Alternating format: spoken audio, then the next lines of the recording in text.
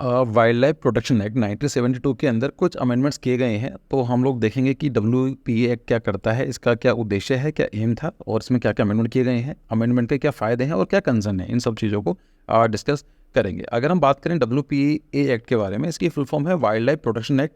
ये 1972 में लागू किया गया था, जो कि ईयर भी बहुत इंपॉर्टेंट बन जाता है। और ये क्या काम करता है, it is actually umbrella act जो वाइल्ड लाइफ प्रोटेक्शन के बारे में बात करता है। मतलब कि कोई स्पीसीज़ हैं, उनको प्रोटेक्ट करना है, उनके हैबिटेशन को ध्यान रखना है, उनको उनके ट्रेड को कंट्रोल करना है, उनको मैनेजमेंट करना है। ये जो एक्ट है ये पूरा का पूरा काम करता है। अगर किसी भी नेशनल पार्क को डिक्लेयर करना है, बर्ड सेंचुरी है, या कुछ भी चीज़ें प्रोटेक्शन करनी है वाइल्ड लाइफ के बारे में, तो ये एक्ट सबसे ज़्यादा इंपॉर्टेंट होता है। तो मुझे लगता है कि इन्वायरमेंट या फिर वाइल्ड लाइफ के बारे में ये सिर्फ एक्ट है जो बहुत ज़्यादा इंपॉर्टेंट है। अगर एक एक्ट याद करना चाहते हैं तो इसके साथ में नहीं है, लेकिन आप चाहें तो याद कर सकते हैं PCA एक्ट। इसकी फुल फॉर्म है prevention of cruelty against animal. 1960 में आया था। मतलब कोई भी, मैंने कई बार देखा है कि हम गली मोहल्ले के जो कुत्ते बिल्ली होते हैं उनको नुकसान पहुंचाते हैं, उनको क्रूरल्टी दिखाते हैं, तो ये एक्ट उनको मना करता है। तो it is the act is prevention of cruelty against animal. तो ये भी आप एक्ट चाहें तो याद कर सकते हैं। अभी तक क्या होता था इस एक्ट में कि टोटल 6 शेड्यूल्स हुआ करते थे। शेड्यूल नंबर 1 के अंदर ऐसे स्पीसीज आते हैं जिनको प्रोटेक्ट करना बहुत जरूरी है और हैवी पनिशमेंट देखने को मिलेगी। शेड्यूल नंबर 2 के अंदर स्पीसीज इंपॉर्टेंट है बट इतनी पनिशमेंट नहीं है, ऐसे ऐसे ही जाते हुए चले जाते हैं। शेड्यूल नंबर 5 के अंदर ऐसे स्पीसीज आया करते थे कि जो जिनकी पॉपुलेशन बहुत ज़्यादा इंक्रीज हो जाए और उनको एक लिमिट तक कर लेंगे, उनको किलिंग अलाउड है, मतलब उनको वर्मी डिक्लेयर कर दिया जाता था। शेड्यूल नंबर 6 के अंदर ऐसे प्लांट्स हैं जिनको गवर्नमेंट प्रोटेक्ट करती है। तो अब ये याद नहीं करना है क्योंकि ये खत्म हो चुका है। अभी जो लेटेस्ट अमेंडमेंट में क्या है, 6 शेड्यूल की जगह अब 4 शेड्यूल कर दिए, देखेंगे। तो हम बात करते हैं कि about the wild life protection amendment act of 2022। मतलब इसमें क्या चेंज किया गया है, प्रोटेक्शन को बढ़ाया गया है। So the act seeks to increase the species protected under the laws and implement CITES के बारे में बात करेंगे। ये कन्वेंशन है जो endangered wild life flora and fauna, तो उनको ट्रेड करने के लिए कंट्रोल करती है। पेनल्टी बढ़ाई गई है, the penalty has also been increase. और जो reduction in categories, that is जो 6 शेड्यूल हुआ करते थे, अब उनको करके 4 शेड्यूल कर दिए गए हैं। तो अगर हम शेड्यूल नंबर 4 के बारे में बात करें, 1 to 4 के बारे में बात करते हैं। शेड्यूल नंबर 1 में क्या होता है कि contains animal species enjoying the highest level protection. ऐसे स्पीसीज हैं जिनको प्रोटेक्ट करना बहुत ज़्यादा जरूरी है और किसी ने उनको नुकसान पहुंचाया तो हाईएस्ट उनको पनिशमेंट मिलेगी। शेड्यूल नंबर 2 के अंदर भी वही है, the animal species subject to lesser degree of protection, कि हाँ जरूरी है लेकिन उनको प्रोटेक्ट करना इतना जरूरी नहीं है, उनके लिए पनिशमेंट थोड़ी कम है।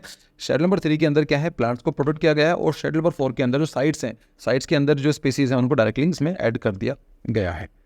तो अगर हम बात करें लेटेस्ट क्वेश्चन, जो लेटेस्ट COP19 हुई है साइट्स की, ये आपको बतानी है कौन से कंट्री में और कौन सिटी में हुई है। वैसे मैंने सिटीज़ के नाम डाले हैं तो आपको सिटीज़ बताने हैं। तो क्वेश्चन क्लियर हुआ। अब हम बात करें साइट्स के बारे में। देखिए साइट्स की फुल फॉर्म क्या है, कन्वेंशन ऑन इंटरनेशनल ट्रेड। ठीक है, ये इंटरनेशनल ट्रेड के ऊपर एक कन्वेंशन बनाई गई है, जो कन्वेंशन किस चीज़ के लिए कि endangered species of wild flora and फोना, मतलब जो जंगली जानवर, ये प्लांट्स होते हैं, उनको ट्रेड करने के लिए कंट्रोल करती है। ठीक है, और कौन से एंडेंजर्ड, मतलब जिनकी पॉपुलेशन एक लिमिट से बहुत ज़्यादा कम हो चुकी है, जिनकी जो उनकी अगर उनको कंट्रोल नहीं किया गया, उनको मैनेजमेंट नहीं किया गया, तो उनकी पॉपुलेशन शायद हो सकता है इन फ्यूचर एक्सटेंड भी हो जाए।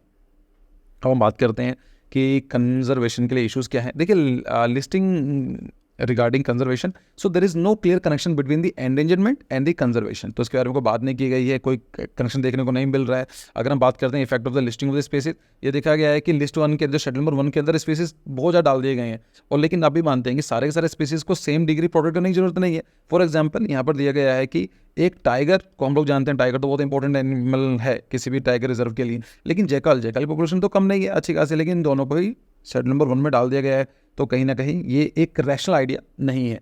फिर कंट्री कॉन्सिक्वेंसेस क्या होते हैं कि अब इसमें ये बोला गया है कि देखिए कि जो वहाँ के लोकल नेटिव प्लांट्स हैं उनको काटा नहीं जा सकता है, इनको प्रोटेक्ट करने के बारे में बात किया जा रहा है। तो इसके बारे में बोला गया है कि देखिए ये इतना सही तरीका नहीं है। होता क्या है कि अभी एक एग्जांपल दिया जाता है इसी इसमें कि the tree preservation act of Kerala and Karnataka. तो ये जो केरला कर्नाटका में एक एक्ट है जो उनकी जो नेटिव स्पीसीज है उनको काटने से मना करता है, मतलब उनको कट नहीं कर सकते हैं। और ये देखा गया है कि जो ये एक्ट बनाया गया था, ये बनाया गया था कि जो नेटिव स्पीसीज की पॉपुलेशन को इंक्रीज करने के लिए, कि भाई कोई काटेगा नहीं तो जो प्लांट्स होंगे उनको नुकसान नहीं पहुंचेगा और अल्टीमेटली पॉपुलेशन इंक्रीज होगी। लेकिन लोगों ने क्या किया, अब उनकी जो प्लांटेशन है करना ही बंद कर दिया। तो ये देखा गया है कि अगर देखा जाए तो एक पर्सन है, उसको अगर उसने ग्रो किया है, चाहे कोई भी स्पीसीज क्यों ना हो, कोई अगर मान लीजिए प्लांट है उसने ग्रो किया है, तो एक लिमिट के बाद उसको काटने दिया जाना चाहिए। तो इसका साइड इफेक्ट भी देखने को मिलेगा।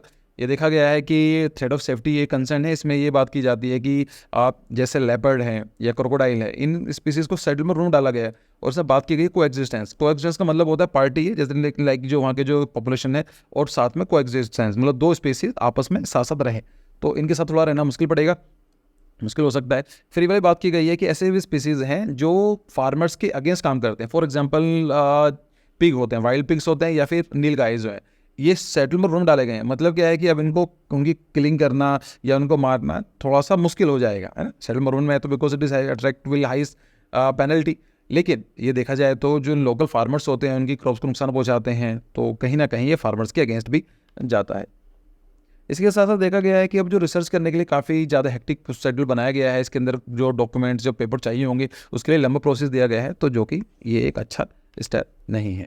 अगर हम बात करें कि वे फॉरवर्ड क्या हो सकता है, कि देखिए जो भी हमने बात की है इनको देखा जाए और उनके अकॉर्डिंग टू द अर्जेंसी इनको डील किया जाए, और जो लोग वहाँ पर रहते हैं, जिस एरिया के बारे में बात कर रहे हैं, वहाँ पर जो कोएग्जिस्टेंस के बारे में बात की जा रही है, जहाँ पर जो लोग रहते हैं उनका सेफगार्ड सबसे पहली प्रायोरिटी होना चाहिए। Any related management action need to be prepared as per the ecology, species, biology and context की। हाँ, एक प्रॉपर एक्ट, एक अम्ब्रेला एक्ट बनाने के साथ साथ हमें ये भी देखना पड़ेगा कि जो लोकल एरियाज़ है उनकी स्पेसिफिक जो उनकी इकोलॉजी है उनको ध्यान में रखते हुए इनको काम किया जाए।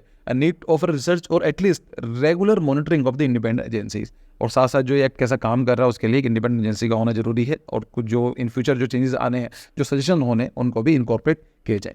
तो आई होप आपको थोड़ा सा कुछ सीखने को मिला होगा। अगर आपको इस तरह की वीडियो में इंटरेस्ट है तो आप प्लीज़ बताइए, आगे हम लोग इसके ऊपर थोड़ा और काम करना चाहेंगे। So thank you for your time and see you in the next video.